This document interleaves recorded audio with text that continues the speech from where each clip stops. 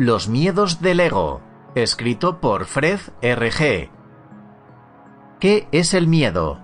Todos hemos sentido miedo alguna vez, pero quizás nunca antes te hayas parado a pensar qué es o para qué sirve. Si estás aquí es porque ahora sí quieres saber más sobre lo que es el miedo y tal vez superar algún miedo que te persigue desde hace tiempo.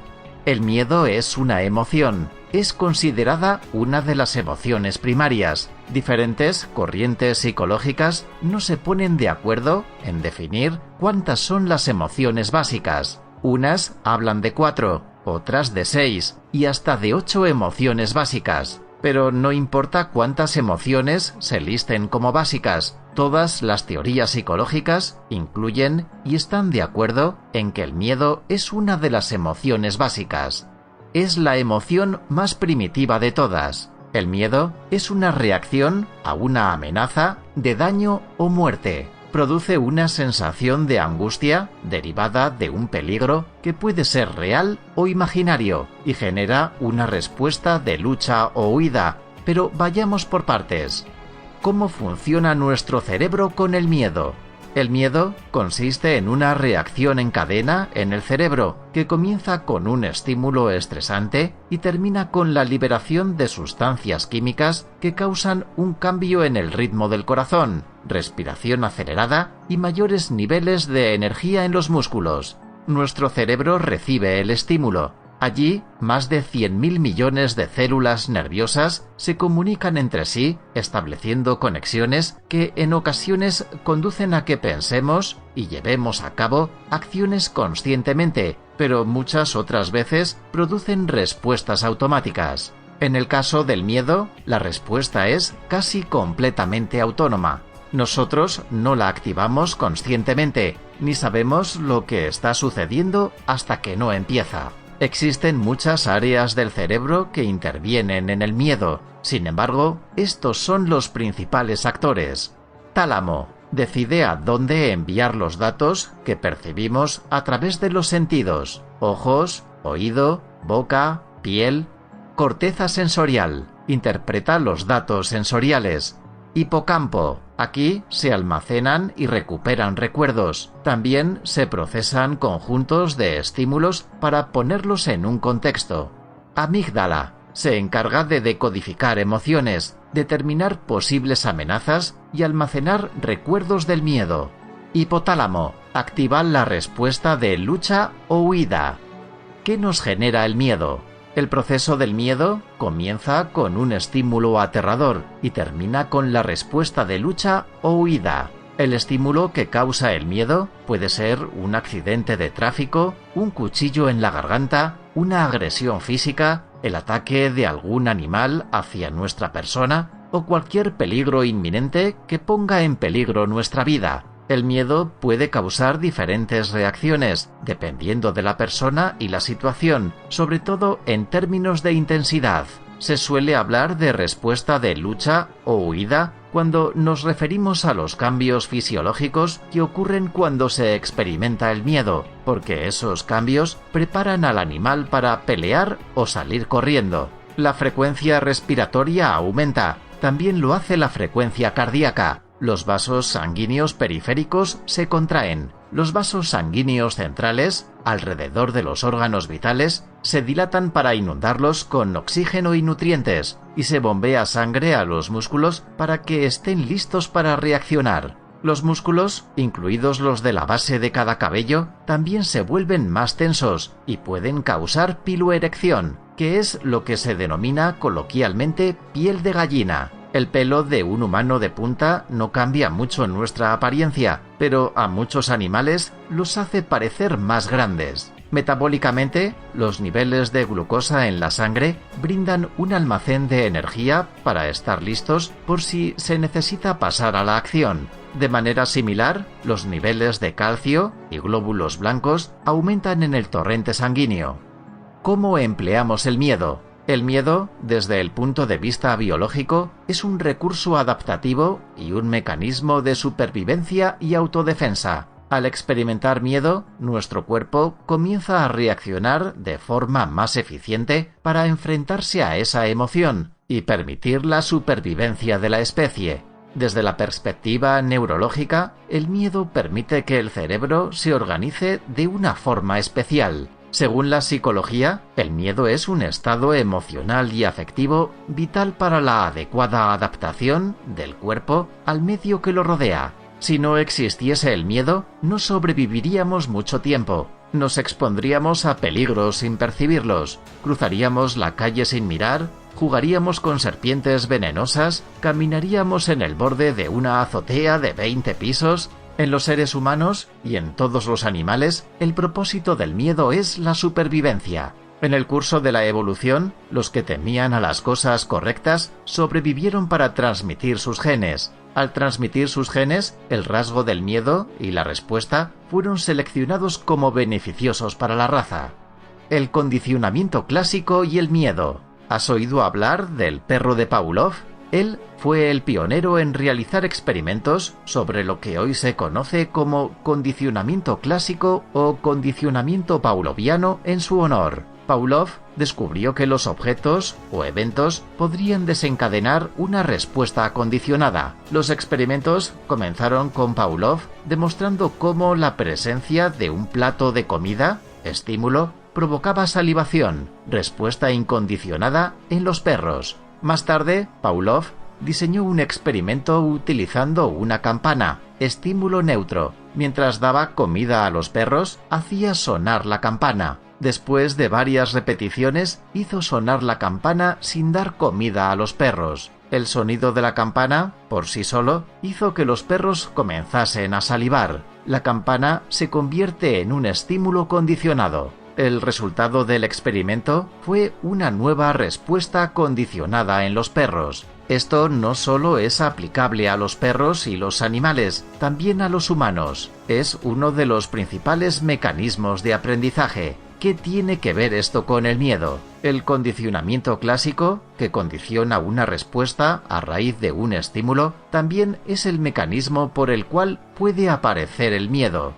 El experimento de Watson. John B. Watson demuestra con un experimento muy polémico cómo el miedo se puede aprender o provocar mediante condicionamiento clásico. Muchas críticas rodean el famoso experimento porque para realizarlo, Watson utiliza un niño de 9 meses de edad. También se le llama el experimento del pequeño Albert. Watson expuso al pequeño Albert a una serie de estímulos que incluían una rata blanca, un conejo, un mono, máscaras y periódicos en llamas, y observó sus reacciones. Inicialmente, el niño no mostró temor por ninguno de los objetos. En la siguiente sesión, cuando al pequeño Albert le mostraron la rata, Watson hizo un ruido muy fuerte, golpeando un tubo de metal con un martillo. Naturalmente, el niño comenzó a llorar después de escuchar el fuerte ruido. Tras emparejar repetidamente la rata blanca con el ruido fuerte, Albert comenzó a llorar simplemente después de ver a la rata. Después del condicionamiento, Albert temía no solo a la rata blanca, sino también a una amplia variedad de objetos blancos similares. Su temor incluía otros objetos peludos, como otros animales, abrigos de pieles y hasta la barba de Papá Noel. Watson demuestra con su experimento que las reacciones emocionales pueden venir de un condicionamiento clásico en las personas. Comportamientos provocados por el miedo y sus consecuencias negativas. A lo largo de este libro analizaremos diferentes comportamientos causados y provocados por el miedo. Detrás de mecanismos como la agresividad, los celos, la terquedad, el egoísmo y la mentira, se esconde el miedo. Esto tiene consecuencias negativas para nuestra vida diaria. Veremos cómo afecta y cómo podemos superar el miedo y los comportamientos que éste provoca. El control. Las dinámicas basadas en el poder y el control se dan en relaciones de pareja, pero no solo en este tipo de relaciones. En las empresas, entre jefes y empleados o entre compañeros, en familias, entre amigos, también puede surgir este tipo de relación tóxica. Incluso a mayor escala, algunos gobiernos han utilizado el miedo para controlar a las masas. Entendamos un poco más sobre lo que es el control y su relación con el miedo. Veremos también cómo se comporta una persona controladora y cómo salir de una relación de control, tanto si nos identificamos con el controlador como si lo hacemos con la víctima. ¿Qué es el control?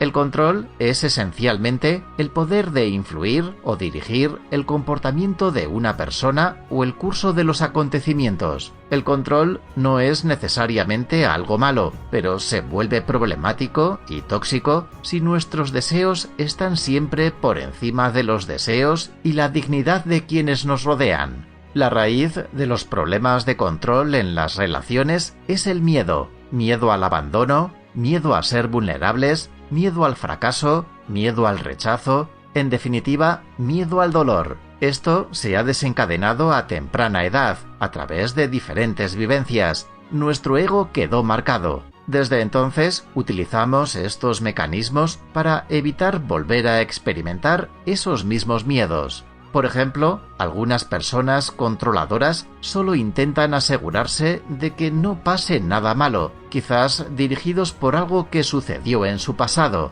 Los comportamientos de control hacen que las personas actúen como el controlador quiere que lo hagan. Funcionan porque juegan con los sentimientos del controlado. El controlador juega con los miedos de la otra persona, su deseo de conexión, sus sensibilidades. Existe miedo en las dos partes de la relación. Por una parte, el controlador desarrolla esa conducta porque tiene miedo a perder a la otra persona. Por otra, su comportamiento controlador provoca el miedo en la otra parte, que siente que debe complacerle en todo momento para mantener la relación, para lograr su aceptación y para no perderla. ¿Qué es lo que provoca el miedo que causa el comportamiento controlador? Nuestros miedos están causados por situaciones que percibimos como una amenaza para nuestra vida. No tiene por qué ser una situación de vida o muerte. Algo que simplemente amenaza nuestro equilibrio vital puede provocarnos miedo, aunque realmente a esto se le llama temor. Por ejemplo, el miedo a perder el trabajo o a perder nuestra pareja. Una pérdida inevitablemente desencadenará cambios en nuestra vida y desequilibrará nuestra situación actual. Si percibimos una situación como una amenaza que desequilibre nuestro bienestar, el miedo puede aparecer. Esa es la función adaptativa de esta emoción básica, avisarnos de un posible peligro. Sin embargo, la aparición del miedo no siempre es algo positivo. Las situaciones en las que se percibe una amenaza, cuando en realidad es algo que viene de nuestro interior, de nuestro ego, son las que desencadenan en ansiedad, puesto que el cuerpo se está preparando físicamente para afrontar algo que no es real. Antes de desencadenarse la emoción del miedo, en nuestro cerebro se producen una gran cantidad de conexiones neuronales. Allí lo que nos ha sucedido en el pasado tiene un papel importante. Si en el pasado nuestra pareja nos ha abandonado, eso queda registrado en nuestro ego, así como nuestra percepción de detalles y situaciones que rodearon a ese suceso. Todos, o casi todos, hemos sufrido alguna vez una ruptura o la pérdida de alguna relación de pareja, familiar o de amistad. Sin embargo, no todos desarrollamos un comportamiento controlador en nuestras siguientes relaciones. Nuestras percepciones y las conexiones cerebrales que se establecen son diferentes en cada persona. Los que desarrollan un comportamiento controlador perciben el abandono como una amenaza para su vida o equilibrio vital que desencadena en miedo. De ahí que el controlador sea una persona ansiosa. Sufre de miedo al fracaso, al abandono y a la no aceptación. Las experiencias pasadas no siempre son necesarias para provocar ese miedo. El ego es suficiente para que nuestro cerebro perciba una situación como una amenaza, aunque nunca hayamos vivido una experiencia similar. Para reducir su miedo, la persona controladora se comporta de esa forma. Tratar de controlar la situación es su mecanismo de defensa. Conductas de control más comunes. En general, existen dos tipos de personas controladoras. Abiertamente controladores. En esta categoría están los llamados mandones. Son directos y dominantes, abiertamente controladores. Estos son sus comportamientos controladores. Hablan largo y tendido sobre lo que se debe hacer. Asumen que saben más que nadie. No están abiertos a una visión o plan compartido. Prefieren decidir en cada momento qué hacer y cuándo, y dar instrucciones según su estado de ánimo. Interrumpen y monopolizan las conversaciones. Esto incluye hacer preguntas retóricas para que su argumento gane, cambiar de tema, corregir al otro constantemente y decidir cuál es el tema de la conversación. Suelen desestimar o redefinir las preocupaciones que su pareja plantea. Si la otra persona menciona algo, desvían el tema acusándoles de otra cosa y se defienden para que el tema original nunca se aborde. Hablan excesivamente. Esto significa que no dejan espacio para las respuestas. Hacen muchos puntos seguidos. Esto mantiene a su compañero incapaz de procesar sus propios pensamientos y los hace sentir como rehenes.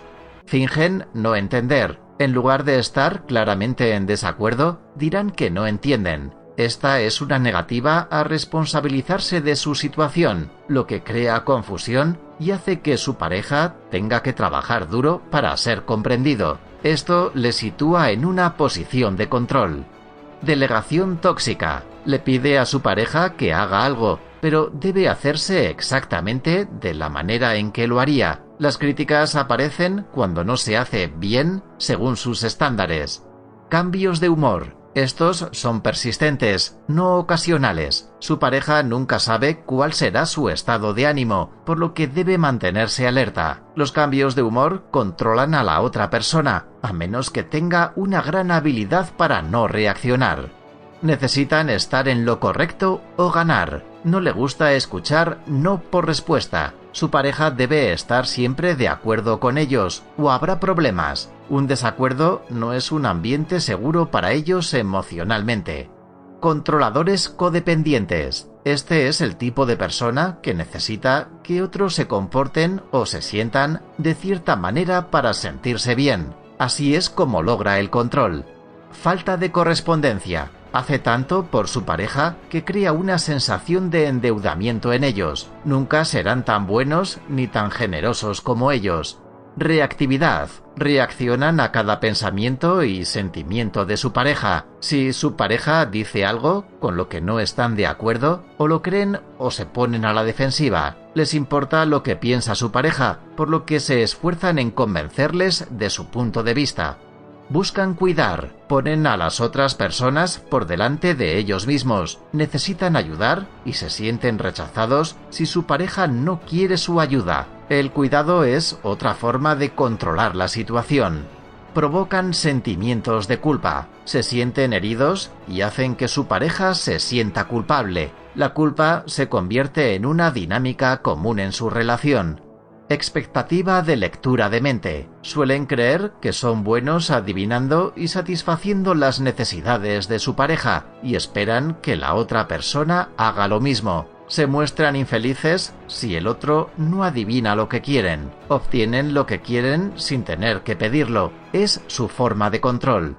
Insisten en que su pareja haga cosas que ellos mismos podrían hacer. Necesitan que su pareja cree para ellos la vida que desean o que exhiba las cualidades que desean que tenga. Se enfocan en movilizar a la otra persona hacia sus metas, en lugar de hacerlo ellos mismos.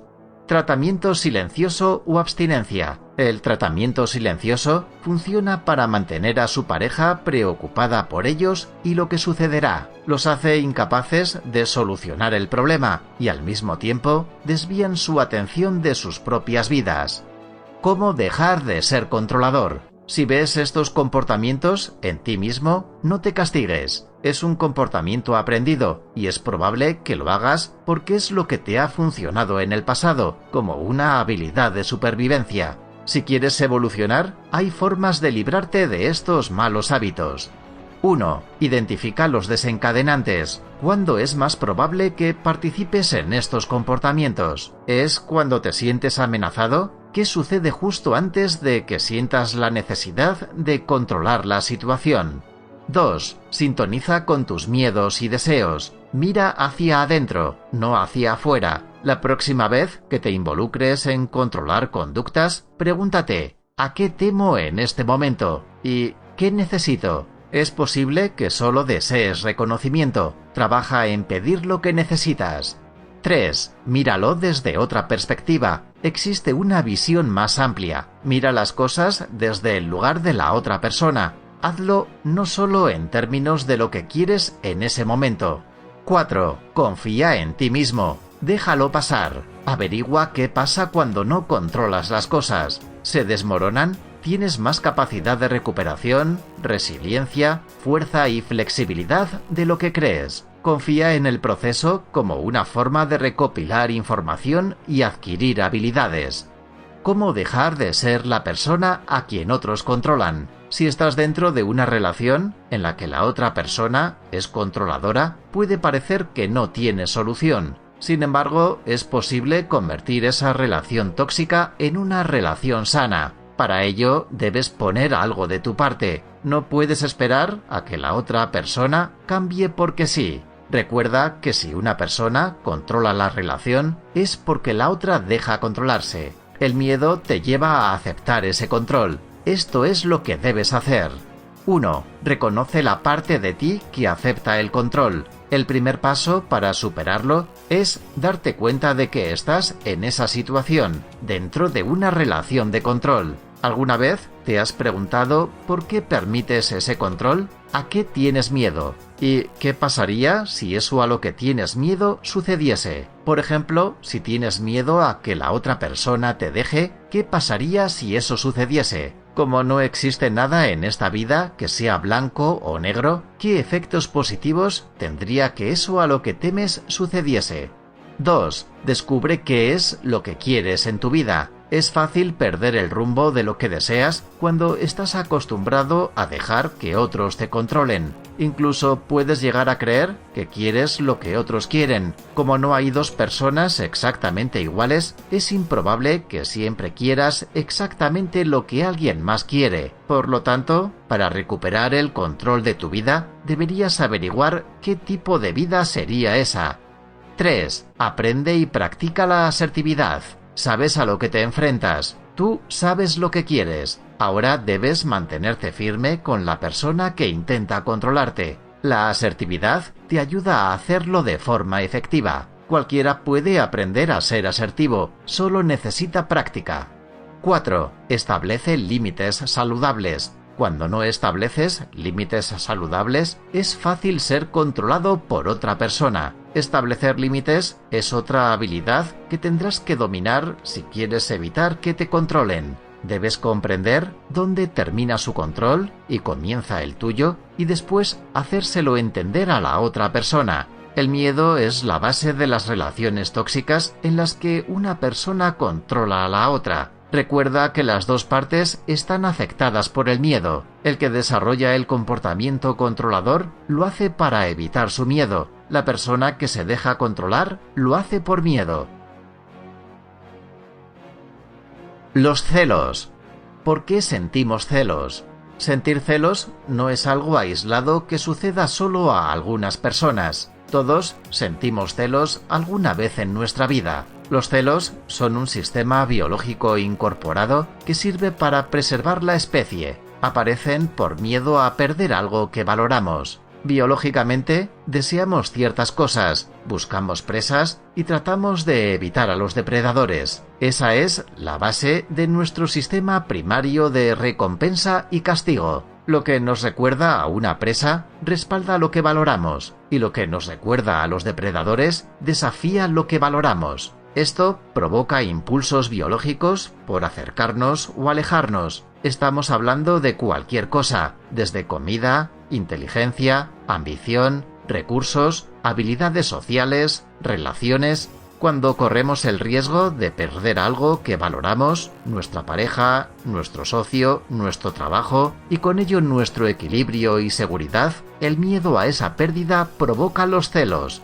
Aunque los celos pueden tener graves consecuencias, este sentimiento está enraizado en el deseo de proteger lo que es importante para nosotros. Los celos racionales son una señal de que valoras la relación o la amistad.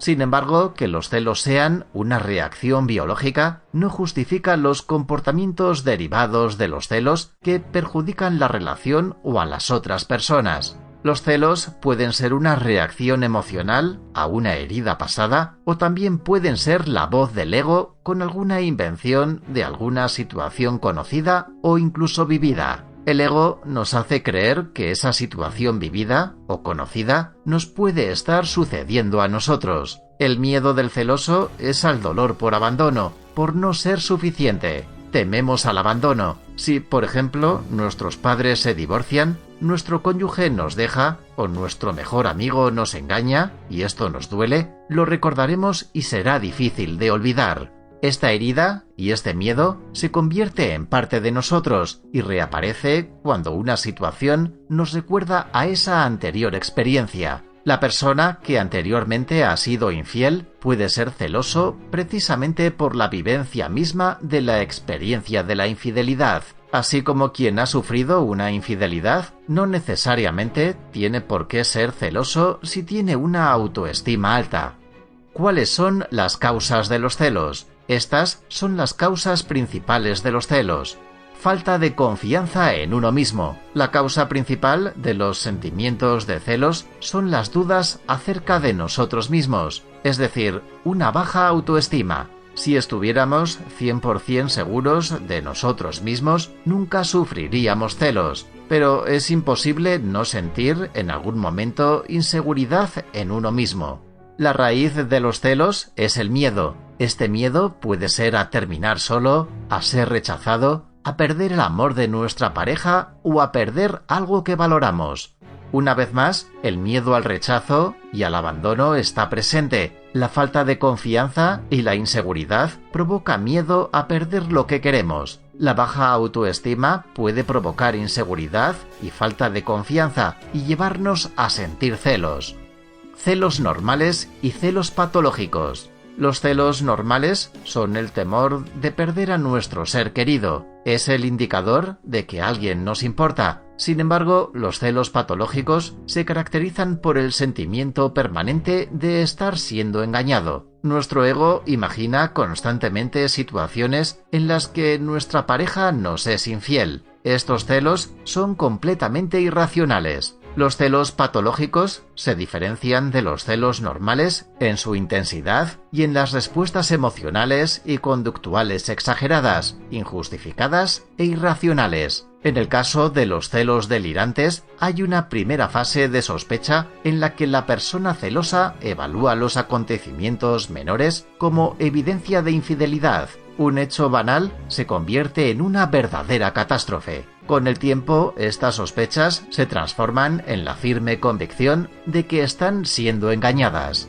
La persona celosa busca esta evidencia invadiendo el espacio personal de su pareja y responsabilizándola de lo que imagina que ha sucedido. Sus comportamientos son a menudo violentos y provocan escándalos a diario. Sus pensamientos están dominados por la incertidumbre, el miedo y la paranoia, que crean escenarios en su mente acerca de la supuesta infidelidad y se imaginan cómo pueden vengarse. El compañero, a menudo, se ve obligado a tranquilizar al celoso diciéndole que está equivocado, pero nada parece calmarle, resistiendo con gran dificultad el impulso de espiar e interrogarle. Con el tiempo, su ansiedad aumenta en intensidad, volviéndose incontrolable y obsesiva. En el caso de los celos normales, cuando una persona piensa que puede haber una amenaza para su relación, sospecha, aparece la ansiedad y la inseguridad, la dificultad de centrarse en otras cosas y la preocupación de que su pareja tenga otra relación. Estas son las principales manifestaciones de esta forma de celos. Si la amenaza es real y si el daño está hecho, la persona siente tristeza, enojo y dolor.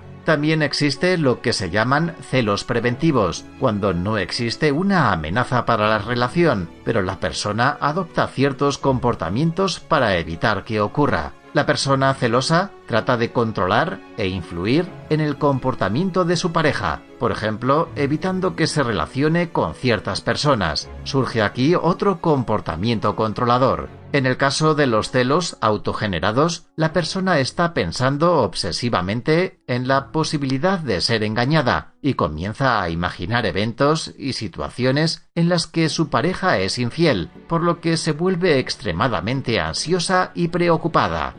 ¿Cuáles son los problemas de comportamiento desencadenados por los celos? Cuando estamos celosos, tendemos a reaccionar instintivamente, a perder nuestra razón, como si regresáramos a los tiempos ancestrales cuando nuestra propia supervivencia estaba amenazada. Los celos son como un arma de doble filo. Nos enfadamos lo suficiente como para desear venganza, pero con nuestro comportamiento nos hacemos daño a nosotros mismos. Estos comportamientos pueden aparecer ante sentimientos de celos. Desconfianza. La desconfianza constante hacia la otra persona es un estado desagradable y no es propicio para el desarrollo de relaciones sanas. Hablar sobre los celos o interrogar obsesivamente. Un comportamiento muy común asociado con los celos es hablar sobre el objeto de los celos o cuestionar excesivamente a la otra persona para determinar si las creencias e imaginaciones son reales. El problema de este comportamiento es que no hay una manera de probar que algo no sucedió y el cuestionamiento continúa indefinidamente porque la persona nunca se tranquiliza.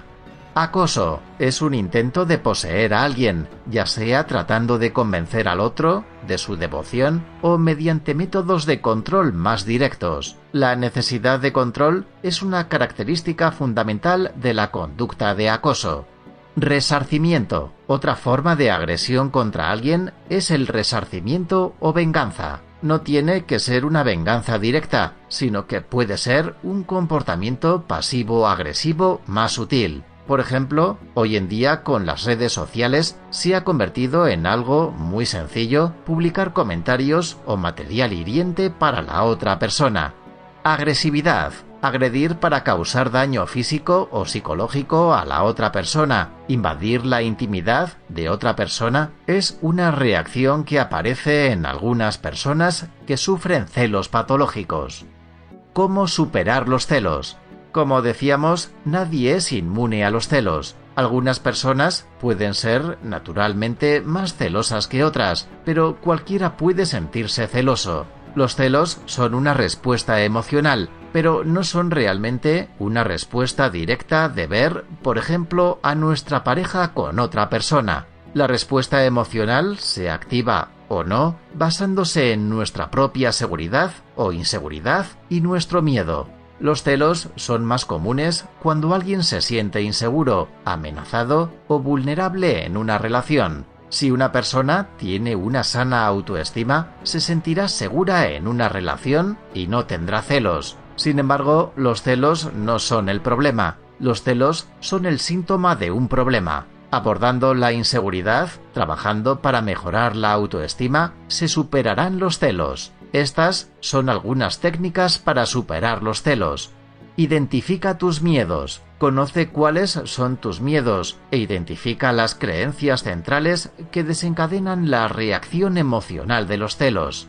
Controla tus pensamientos. Desarrolla el control sobre tus pensamientos para elegir conscientemente qué historia ocupa tu mente y qué emociones sientes. Pensamientos negativos traerán emociones negativas. Los pensamientos positivos traerán emociones positivas. Toma conciencia de que las creencias de tu mente no son ciertas, solo son creencias, y éstas se pueden cambiar.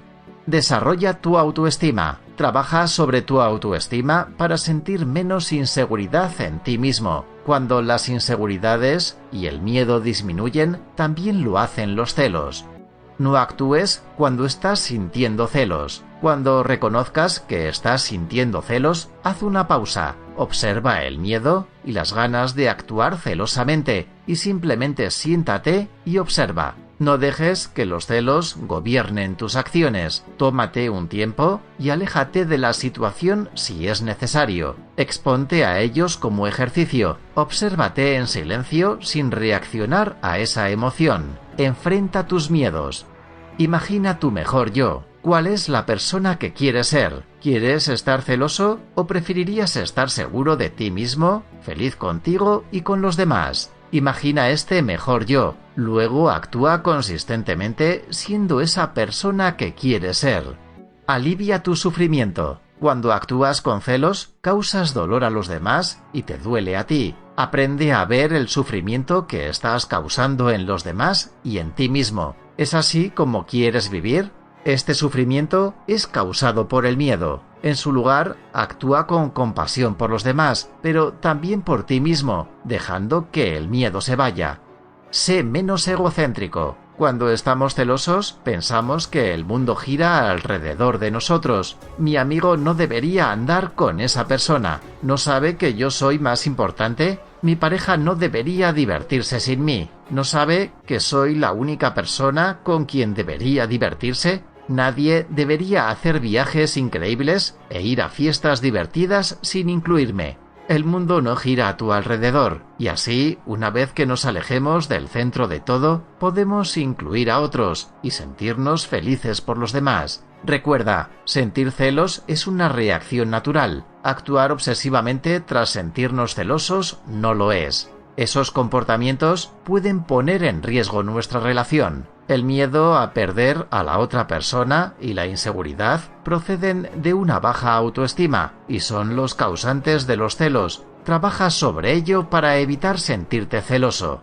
¿Cómo lidiar con una persona celosa? La mejor manera de lidiar con una pareja insegura y celosa es haciéndolo directamente con sus miedos y ansiedades.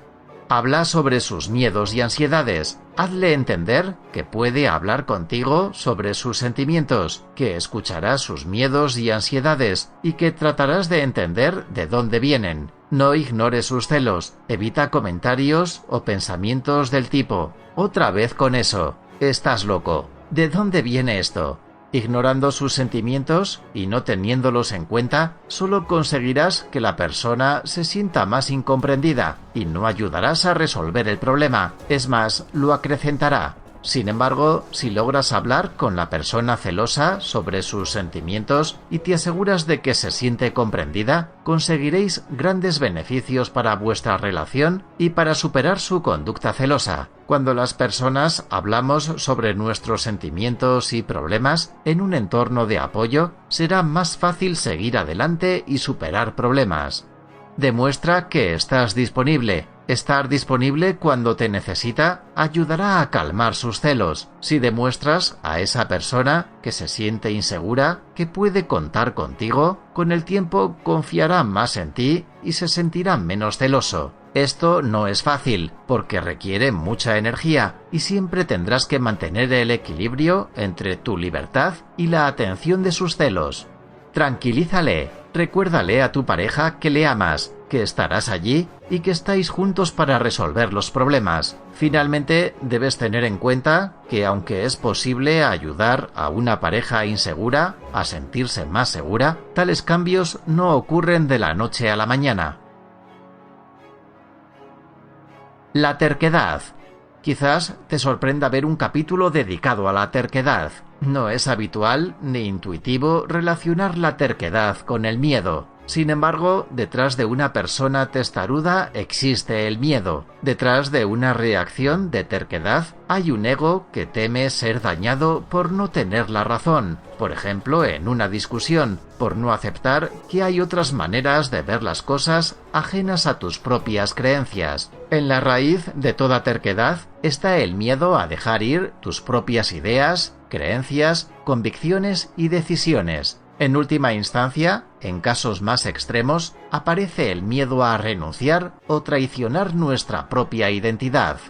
Miedo y resistencia. Una persona terca se resiste a las influencias externas, no necesita ninguna interferencia del exterior, prefiere seguir su propio camino y tomar decisiones siguiendo sus propios instintos. Esto tiene consecuencias. Por ejemplo, tarda en responder a lo externo, quedándose estancado en patrones de comportamiento, pensamiento y emociones propios sin aceptación de otros patrones que no sean los propios, como consecuencia quedándose con los antiguos. El miedo subyacente que impulsa la testarudez es el miedo a enfrentarse a situaciones nuevas. La persona busca formas de evitar nuevas situaciones. Cualquier cambio real implica la ruptura con el mundo tal y como lo hemos conocido hasta ahora. Sin embargo, solo cuando somos capaces de aceptar esa ruptura, seremos lo suficientemente flexibles como para acoger cambios y adaptarnos a nuevas ideas y situaciones.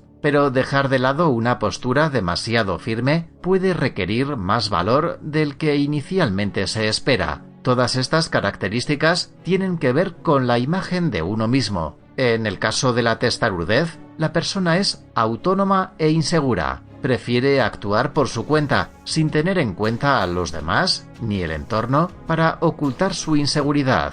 Rara vez pide consejo cuando toma una decisión. Simplemente hace lo que quiere, siguiendo un estímulo interno que en muchas ocasiones no tiene una base. Su miedo a mostrarse inseguro le hace ser inflexible en sus pensamientos, sentimientos y acciones. Todos hemos actuado alguna vez con terquedad. Diferencia entre terquedad y perseverancia. Conviene hacer aquí una diferenciación entre terquedad u obstinación y perseverancia o determinación. En el polo positivo se encuentra la determinación, que puede derivar en perseverancia. No importa lo que digan los demás o la situación, la persona está decidida a seguir su camino. Es firme en sus propósitos, resuelto y tenaz en sus pensamientos y creencias. Se considera a sí mismo fuerte y con poder. Nada puede desviarlo de su camino predeterminado una vez que lo ha iniciado. Es como si estuviera en movimiento y no se puede detener. Obviamente, esto puede ser peligroso o perjudicial si la persona está en el camino equivocado. Pero si la persona, además de determinación y perseverancia, está abierta a nuevas ideas y creencias, será una persona muy apta para conseguir los objetivos y metas que se proponga. En el polo negativo está la persona que actúa como un objeto inmóvil. No importa lo que le digan los demás o la situación, la persona no está abierta al cambio. Es como la mula obstinada que se niega a levantarse y seguir adelante. Cuanto más fuerte alguien le empuja, más se entierra y se resiste. Si alguien le dice, sí, lo harás, su reacción automática es, no, no lo haré, y tú no puedes obligarme. Se considera a sí mismo como un bastión o fortaleza que no puede ser derrocado. Es inflexible y rígido. La terquedad es el lado oscuro de la perseverancia. Quienes son tercos se aferran a la noción de que son apasionados, personas decididas y capaces de defender su postura, todas ellas características admirables. Sin embargo, su poca apertura a percibir y escuchar el exterior, causada por su miedo a aceptar los cambios, le conduce al polo negativo, la terquedad, inflexibilidad, obstinación, testarudez. ¿Cómo identificar la terquedad en uno mismo? Es fácil señalar con el dedo a otras personas que muestran este comportamiento, pero puede ser difícil reconocer este rasgo en ti mismo. Estos son los signos de que eres demasiado inflexible. Defiendes una idea o un plan o insistes en expresar tu opinión incluso cuando sabes que estás equivocado. Haces lo que quieres hacer, incluso aunque nadie más quiera hacerlo. Cuando otros exponen una idea, tiendes a señalar todas las razones por las que no funcionará. Muestras ira, frustración e impaciencia cuando los demás tratan de persuadirte de algo con lo que no estás de acuerdo. Aceptas o te comprometes a medias con lo que otros te piden. En ocasiones, incluso sabes que vas a hacer algo completamente diferente. ¿Cómo superar la terquedad? 1. Identifica el miedo. Identifica a qué tienes miedo, qué temes perder, a qué temes enfrentarte, por qué tienes miedo a mostrarte vulnerable, qué sería lo peor que podría pasar si aceptases las ideas de otros. Reconoce y acepta tus miedos. Explora las consecuencias que tiene mantenerte inflexible en tu postura.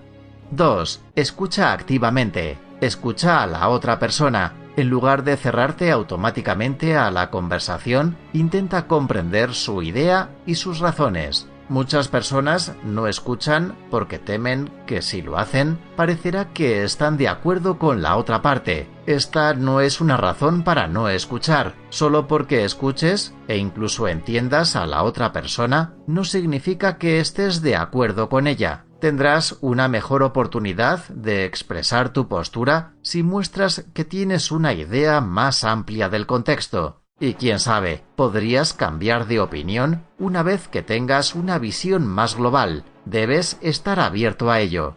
3. Muéstrate abierto a las posibilidades. Las personas excesivamente tercas a menudo creen que solo hay un curso de acción viable. Como resultado, permanecen sólidamente firmes en sus opiniones. Al abordar una situación con apertura, al menos para explorar otras alternativas, muestras cierta flexibilidad, incluso si finalmente terminas de regreso a donde comenzaste. Cuando alguien está tratando de persuadirte de algo a lo que te opones con vehemencia, pregúntate, ¿qué condiciones tendrían que existir para que me convencieran de esta idea?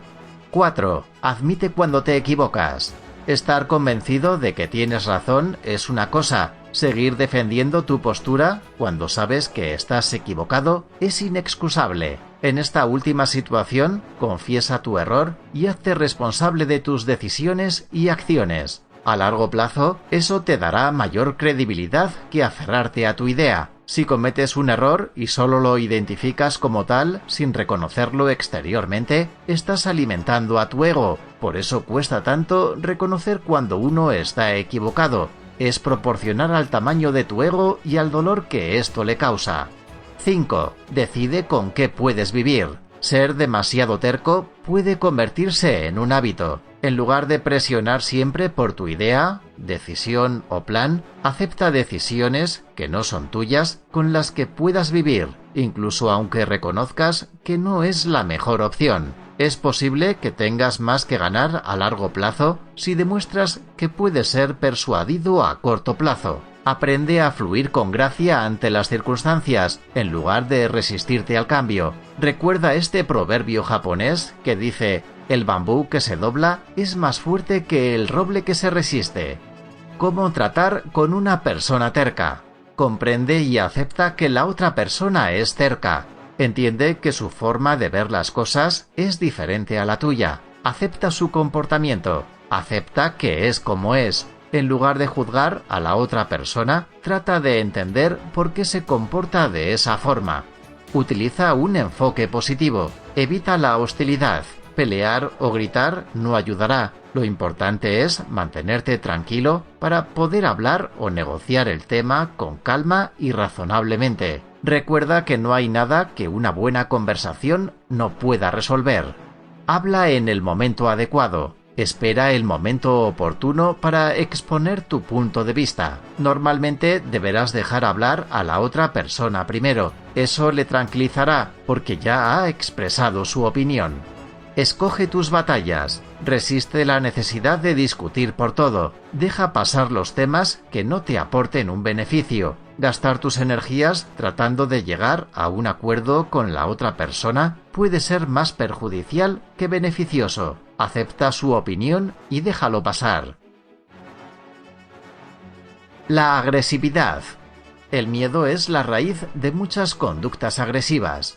Piensa en alguien que mata a su cónyuge o amante en su furia celosa. En tal caso, la ira sobre la que actúa se basa en su miedo al rechazo, el abandono y la traición de su amante. La violencia en adultos es en gran medida una respuesta al miedo y resentimiento no resuelto en la infancia. Muchos psicólogos opinan que los adultos más violentos suelen tener grandes temores subyacentes de rechazo, insuficiencia, fracaso y abandono. Su violencia como adultos es una respuesta infantil a un mundo aterrador, que creen que ha sido injusto con ellos y merece un castigo. Decir que las conductas agresivas están impulsadas y enraizadas en el miedo no es una justificación de la agresividad.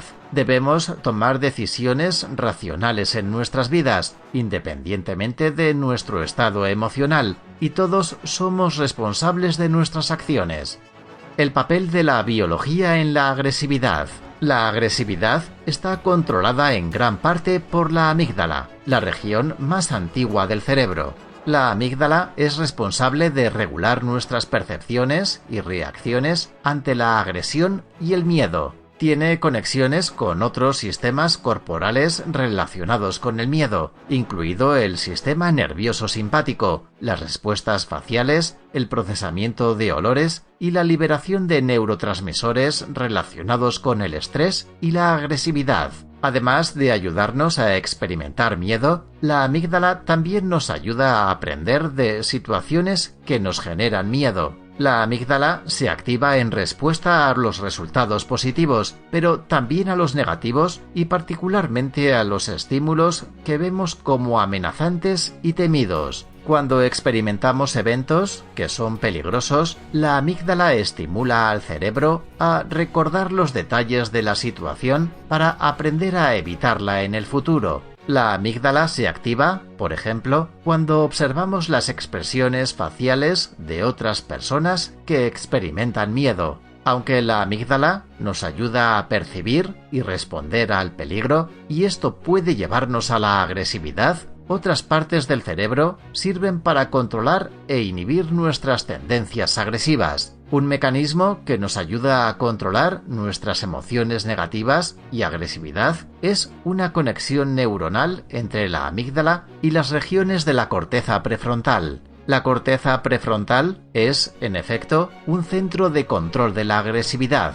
Cuando está más activada, somos más capaces de controlar nuestros impulsos agresivos. Las investigaciones han encontrado que la corteza cerebral es menos activa en asesinos, lo que sugiere que los delitos violentos pueden ser causados, al menos en parte, por un fallo o una capacidad reducida para regular las emociones. Reconocer la agresividad en uno mismo o en los demás. Quizás pienses en la agresividad en sus formas más violentas, es decir, gritos, peleas y agresiones físicas. Sin embargo, la agresividad va más allá y se refiere también a otros comportamientos en los que intentamos salirnos con la nuestra sin tener en cuenta a los demás, por ejemplo, en la manipulación. La agresividad tiene también formas muy sutiles, como podría ser una agresión a la intimidad, como escudriñar el teléfono de tu pareja. La agresividad se emplea para controlar y manipular situaciones. Es un mecanismo que se enfoca hacia la otra persona con el fin de conseguir algo, y ésta aprende que para evitar la situación hay que seguir el juego del agresivo. De esta manera, la persona agresiva consigue control sobre la otra persona. Otra forma de agresividad es el enfado. Esta manera de emplear la agresividad se basa en la defensa de nuestros defectos de carácter, ya que la ira es el defecto de carácter que se encarga de defender al resto de defectos. El fin real de todo esto es evitar el dolor que siente nuestro ego en el más amplio sentido emocional. En general, la agresividad es otro mecanismo del ego empleado para mantener la distancia ante el resto de personas, una vez más por miedo al rechazo, a la no aceptación, al abandono, en definitiva, miedo al dolor. Las siguientes son señales comunes de agresión. No todos estos signos serán mostrados por cada individuo agresivo, pero familiarizarte con estos signos te permitirá reconocer a una persona que se muestra agresiva rápidamente e identificar la agresividad en ti mismo. Piensan solo en sí mismos. Las personas agresivas se centran en sí mismas. Sus deseos y necesidades son lo único que importa. Escucharás frases como quiero, necesito, debo tener. Solo importa lo que les afecta a ellos mismos. Cuando algo sale mal o cuando consideran las posibles consecuencias, las personas agresivas solo tienen en cuenta cómo les afecta a ellos mismos. El impacto en los demás es irrelevante para ellos. Si existen consecuencias negativas que les afectan, esperan que los demás también sufran las consecuencias. A menudo intentarán convertir su problema en un problema de todos. No asumen su responsabilidad. Las personas agresivas rara vez aceptan la responsabilidad de sus acciones. Por lo general, hay alguien más a quien culpar. Las personas asertivas observan una situación e intentan identificar áreas en las que pueden asumir la responsabilidad e implementar soluciones efectivas. Las personas agresivas solo buscan formas de culpar a otros para no tener que asumir ninguna responsabilidad. Creen que sus opiniones son hechos. Las personas agresivas exponen su opinión como un hecho y dicen a los demás que sus opiniones son irrelevantes, con comentarios como «esto es lo que salió mal», «esto es lo que tenemos que hacer», «eso no funcionará», «eso es una idea estúpida», «esto es lo que hay». Indagaciones agresivas. Las personas agresivas usan su comportamiento agresivo para hacer preguntas sin dejar que la otra persona tenga la oportunidad de responder. Las preguntas agresivas suelen ser cortas, directas y formuladas con un tono de voz fuerte. ¿Qué crees que estás haciendo? ¿Por qué hiciste eso? Algunas de estas preguntas agresivas pueden ser difíciles de reconocer. Si se hacen en medio de una conversación, pueden ser preguntas útiles. Sin embargo, si se utilizan al comienzo de la conversación, su propósito es controlar la conversación y evitar que la otra persona ofrezca su punto de vista. Demandas agresivas. Las demandas agresivas se producen para evitar que la otra persona rechace la solicitud. Esto a menudo se hace a través de amenazas. Estos son algunos ejemplos. Si no haces esto, necesitas hacer esto o... Algunas personas son un poco más sutiles con sus demandas y parece que piden un favor, pero se van antes de recibir una respuesta. Estas personas no dan la oportunidad de declinar.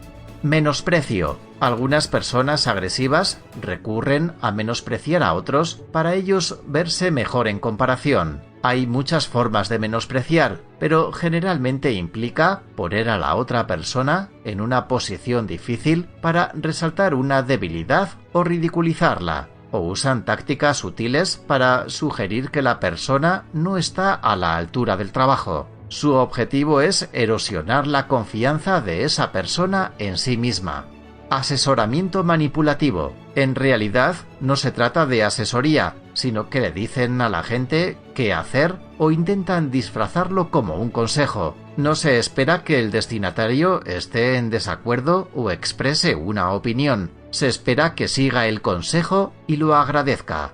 Discurso rápido. Las personas agresivas hablan rápido, con poca o ninguna pausa. Están decididas a expresar su punto de vista y no dejan que la otra persona opine. Quieren el control total de la conversación y harán lo que sea necesario para que la otra persona escuche lo que tienen que decir.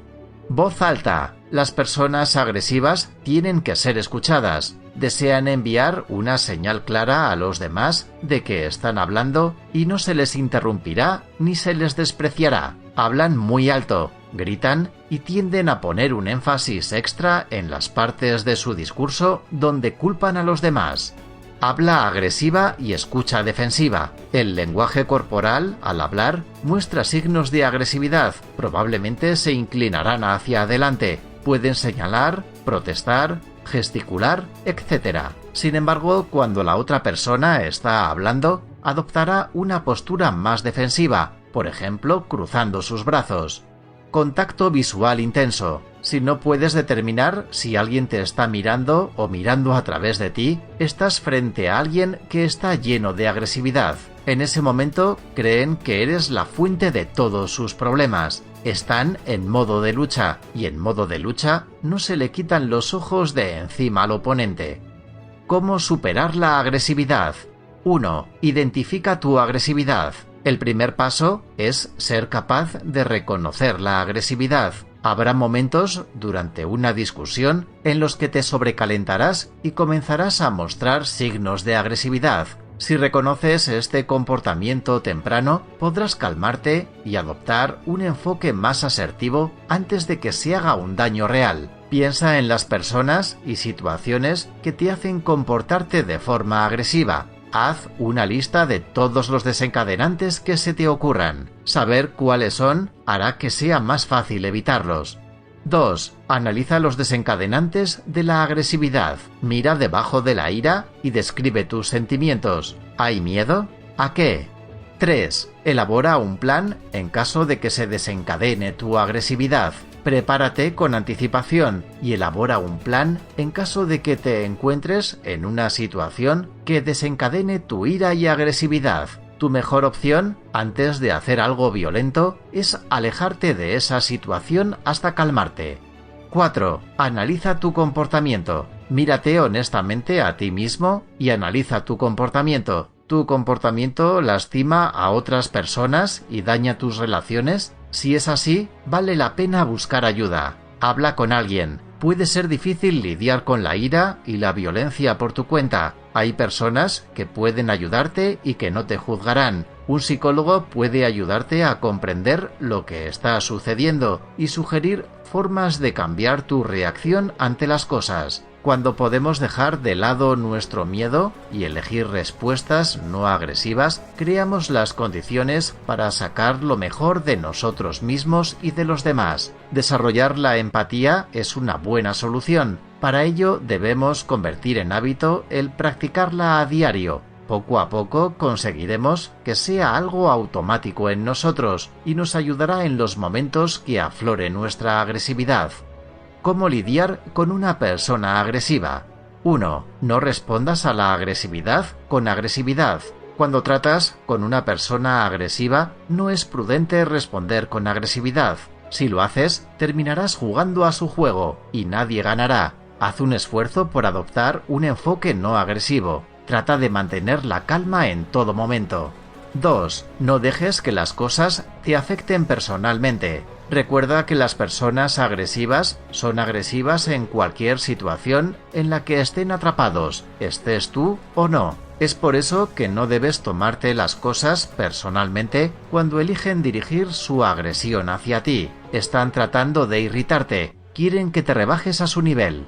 3. Compórtate de forma más cariñosa y considerada. Intenta hacer exactamente lo contrario de lo que una persona agresiva espera que hagas. Responde a su agresión con amabilidad y consideración. Sé amable y empático cuando trates con personas agresivas y entenderán lo desapropiado que es su comportamiento. Haz que se den cuenta de que la agresión no lleva a nadie a ninguna parte y que solo un razonamiento tranquilo y racional puede permitir un diálogo fructífero. Con tu respuesta inesperadamente amable, como mínimo, terminarás confundiendo a la persona agresiva.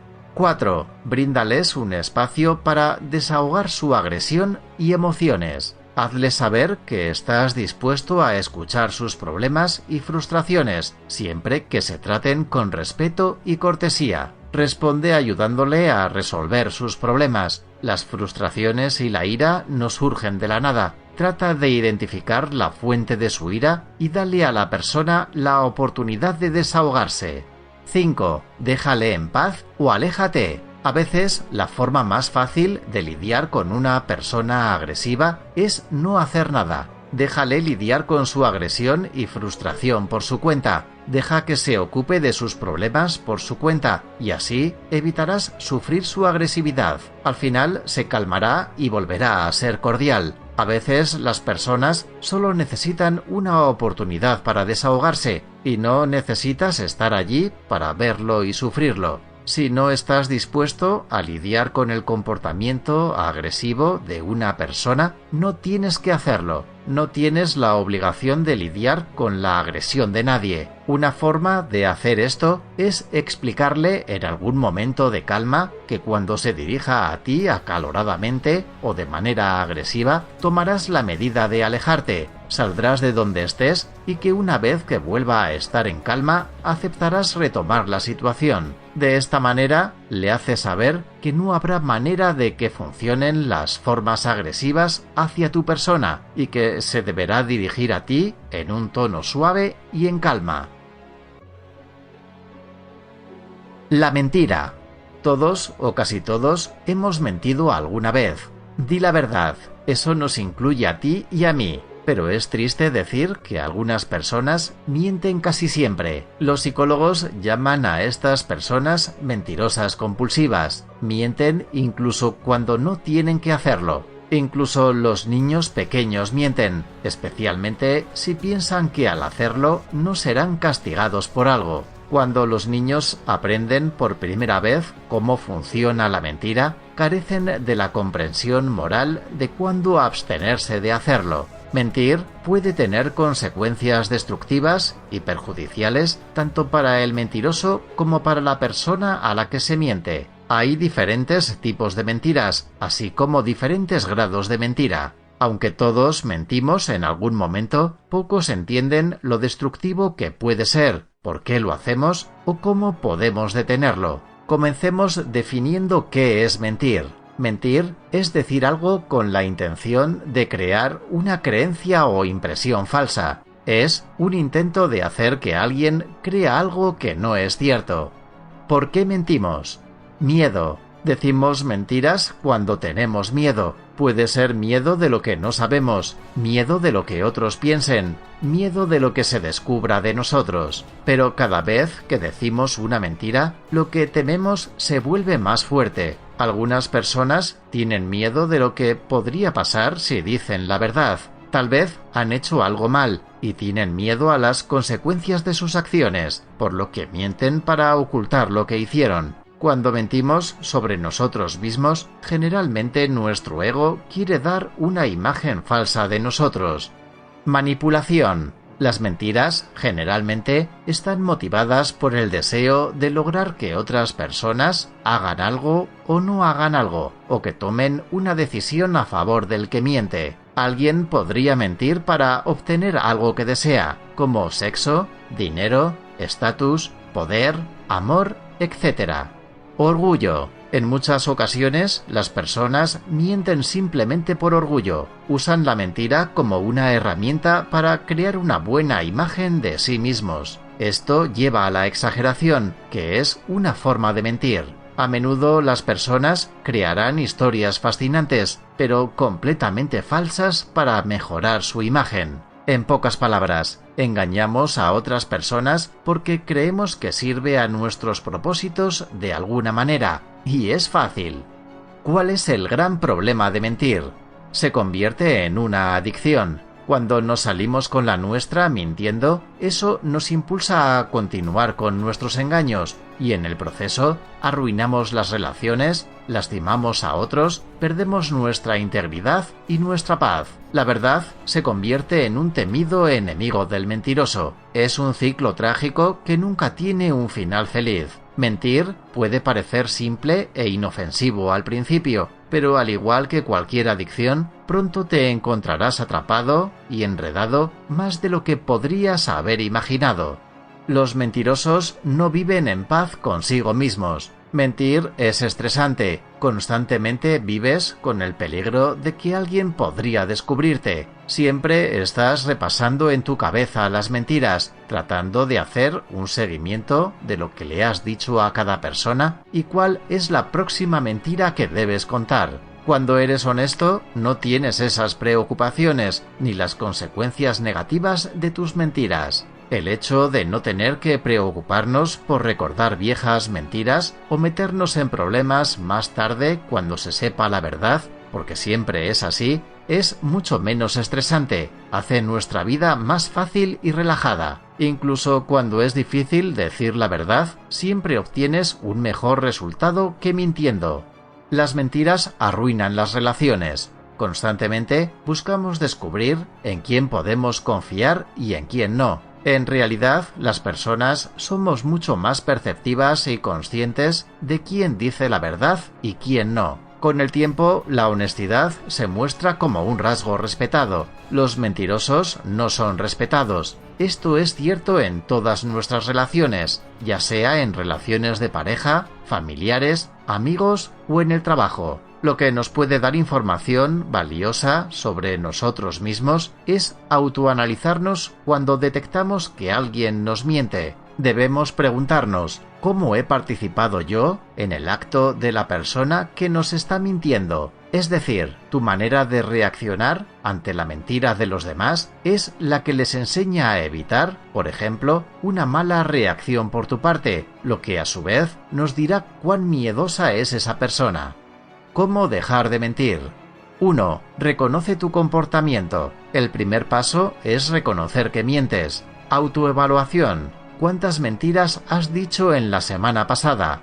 ¿A quién le mentiste? ¿Por qué mentiste? ¿Cómo te sientes ahora acerca de las mentiras que has dicho?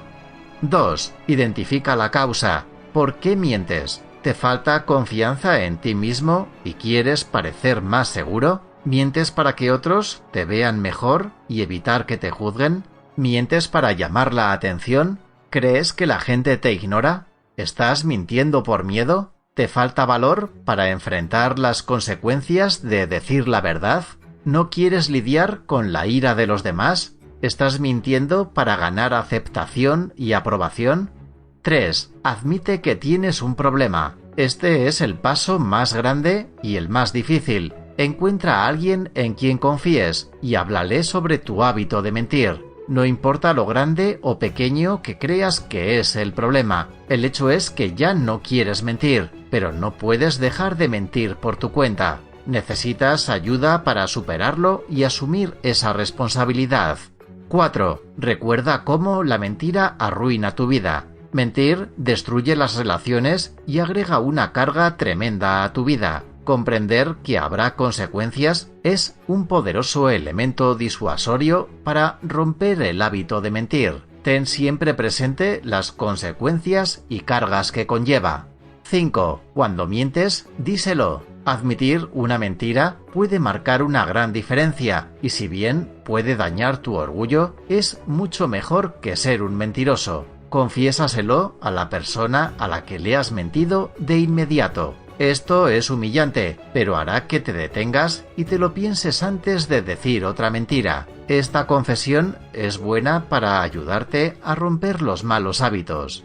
6. Ser realista en lo que prometes a los demás. Las promesas rotas son mentiras que conducen a corazones rotos. Si prometes hacer algo y no tienes la intención de hacerlo, eso es una mentira. Además, muchas mentiras comienzan como una forma de encubrir el hecho de que no podemos hacer todo lo que prometimos que íbamos a hacer. Sé honesto sobre lo que eres capaz de hacer, admite tus limitaciones y las de los demás y no sentirás la necesidad de mentir. 7. Habla con otros sobre las expectativas que tienen sobre ti. Si mientes para encubrir que no cumpliste con las expectativas de los demás, mantén una conversación con la otra persona, ya sea tu pareja, familia, amigos o compañeros de trabajo, para llegar a un acuerdo sobre lo que es razonable que esperen de ti. Es posible que no esperes lo suficiente de ti mismo, pero una discusión abierta para que todos estéis en la misma página es importante.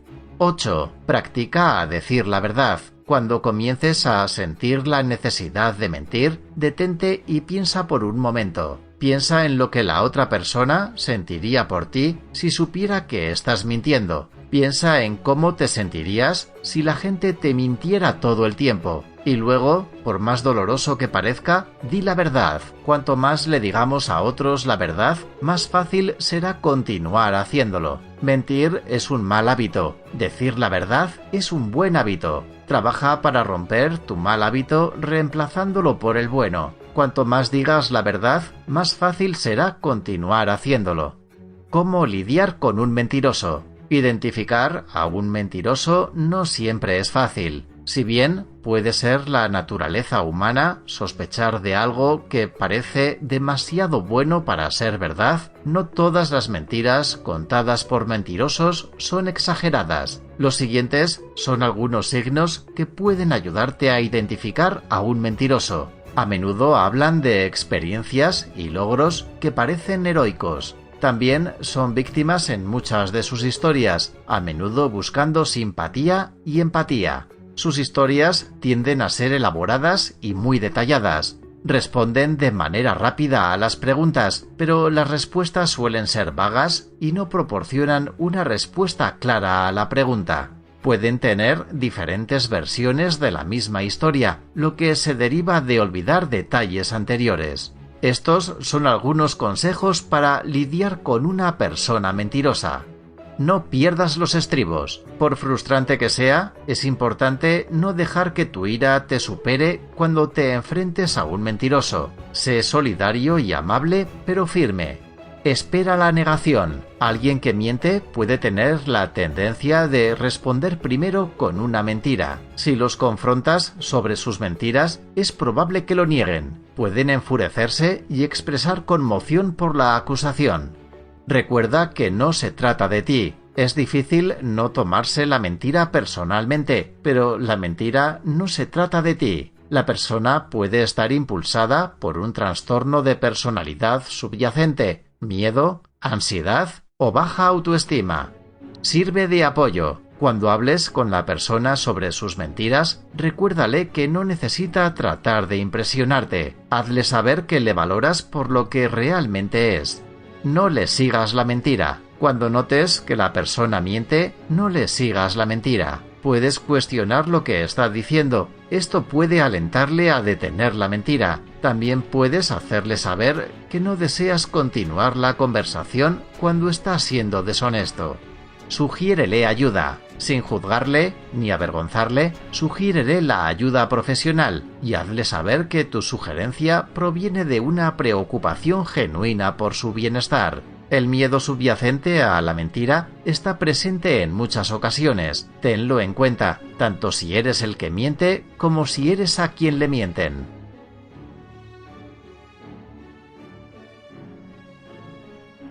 El egoísmo. Todos somos egoístas hasta cierto punto. Ciertos niveles de amor propio, autovaloración y autoconfianza son importantes, pero existe una línea entre estas características y ser una persona egoísta, arrogante o narcisista. Por ejemplo, algunas personas siempre están tratando de hacer creer a los demás que su propio mundo es el mejor. Otros interrumpen e intentan expresar sus quejas cuando deseas hablar sobre ti y tus cosas. También los hay que hablan durante horas sobre sí mismos, haciéndote sentir menos importante. A estas personas egoístas les encanta la idea de todos para uno, solo cuando ese uno son ellos. ¿Qué es el egoísmo? El egoísmo consiste en poner tus propias metas, prioridades y necesidades primero, delante de las de los demás, incluso delante de aquellos que realmente lo necesitan. Déjame hacerte un par de preguntas. ¿Tienes problemas para trabajar como parte de un equipo si no ocupas una posición de autoridad? ¿A menudo te encuentras interrumpiendo a las personas con las que estás hablando? Si tus respuestas son afirmativas, estás buscando atención, quizás sin saberlo.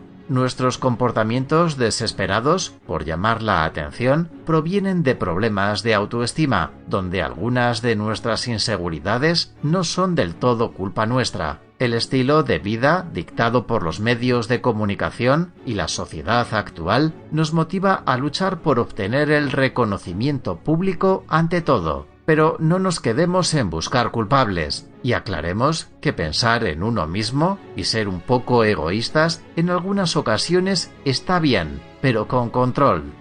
¿Qué causa el egoísmo? Habitualmente, las personas egoístas son débiles y están atormentadas por el miedo a perder el control. El egoísmo es signo de debilidad. Nacemos egoístas. De niños lo utilizamos como mecanismo de supervivencia, pero se convierte en un problema cuando ese egoísmo ya no sirve para nuestra supervivencia, puesto que llegados a la etapa adulta no dependemos de ese mecanismo, puesto que ya somos autosuficientes para subsistir.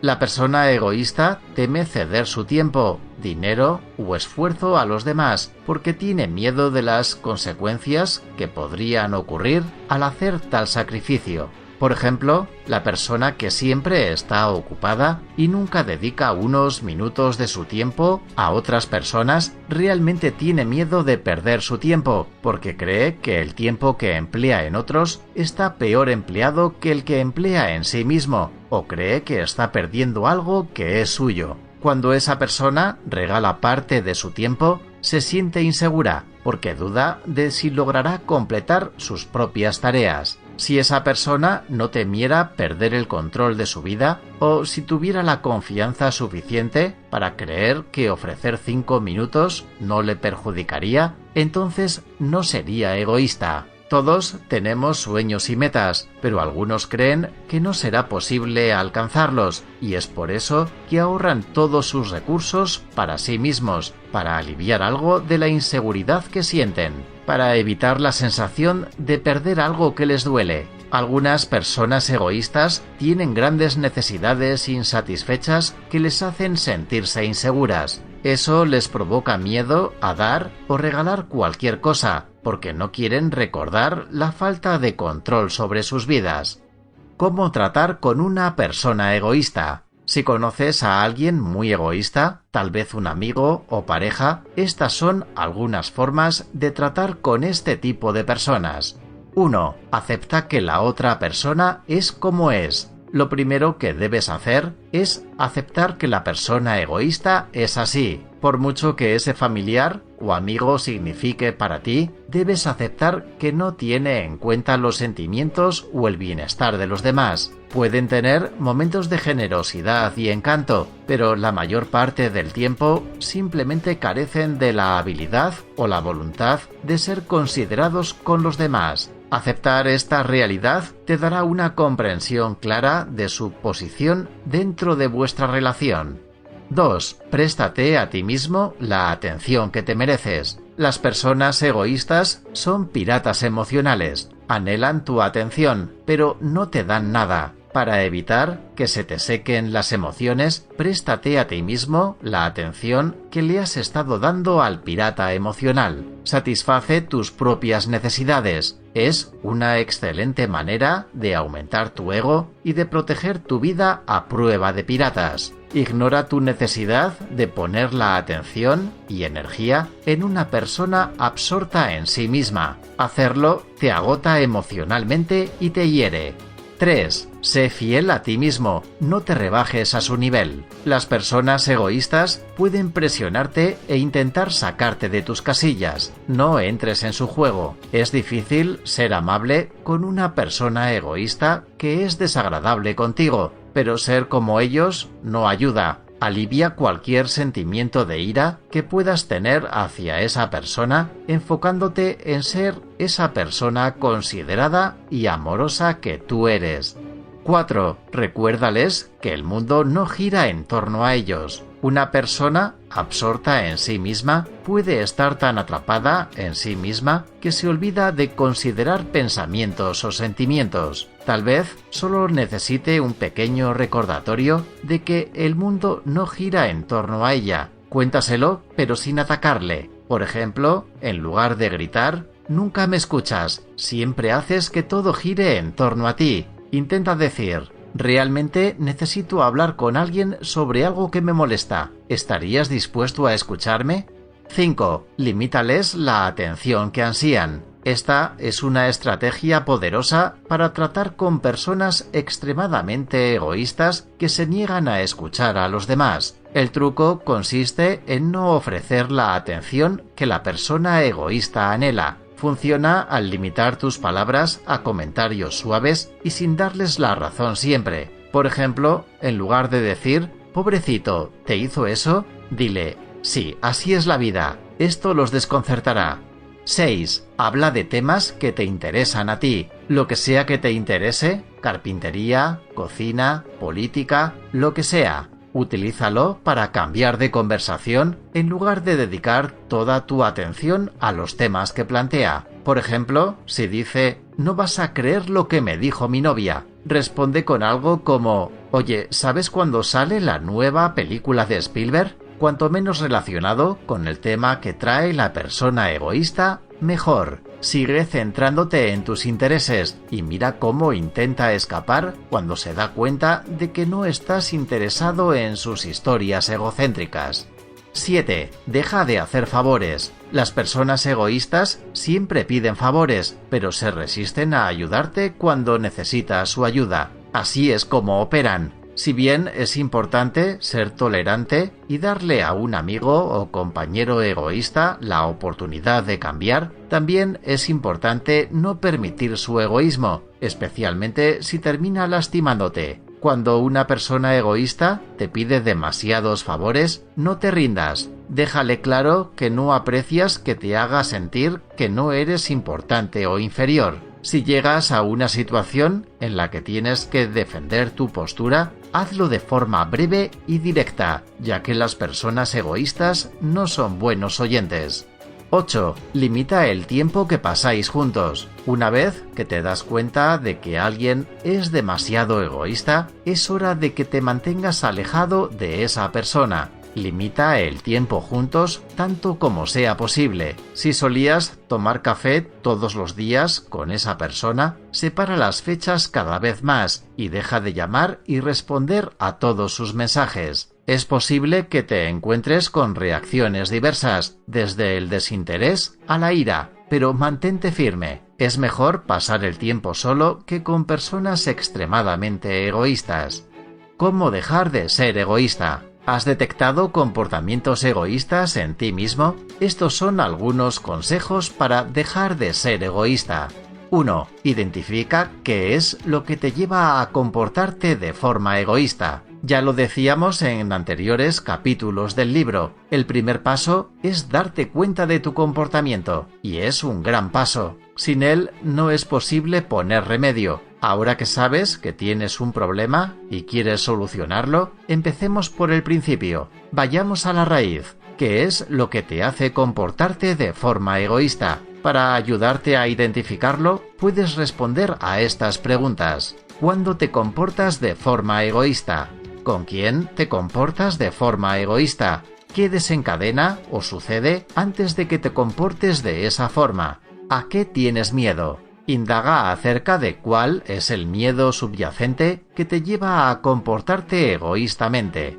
2. Desarrolla confianza en ti mismo. Ahora que conoces la causa de tu egoísmo, desarrolla confianza y seguridad en ti mismo. Aprende a sentirte seguro acerca de tus planes, metas, sueños y satisface tus necesidades para que puedas dar sin sentir miedo. Lidia con tus propios problemas de la vida para deshacerte del miedo a la pérdida de control. Date cariño a ti mismo. Escúchate a ti mismo y préstate atención sin tener que buscarla en los demás.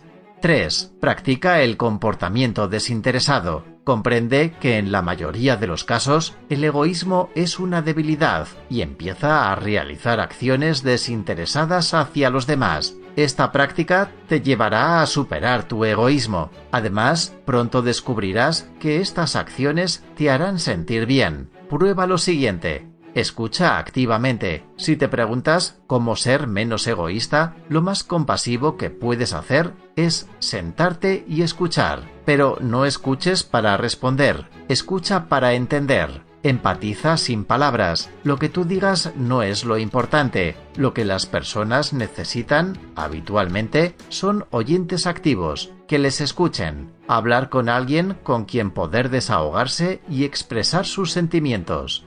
Ponte en el lugar de los demás. Ser capaz de ponerse en el lugar de otra persona no es solo una gran lección para ser menos egoísta. Esta empatía es una parte vital para la inteligencia emocional, social y el crecimiento personal. El desinterés es una de las primeras cosas que debes aprender para ser una mejor persona. Ponerte en el lugar de otros facilitará tus relaciones personales. Además, te permitirá tener mayor control sobre lo que sucede en tu vida, porque te permite entender a los demás y tus relaciones. Podrás sustituir ese miedo a perder el control que provoca tu egoísmo.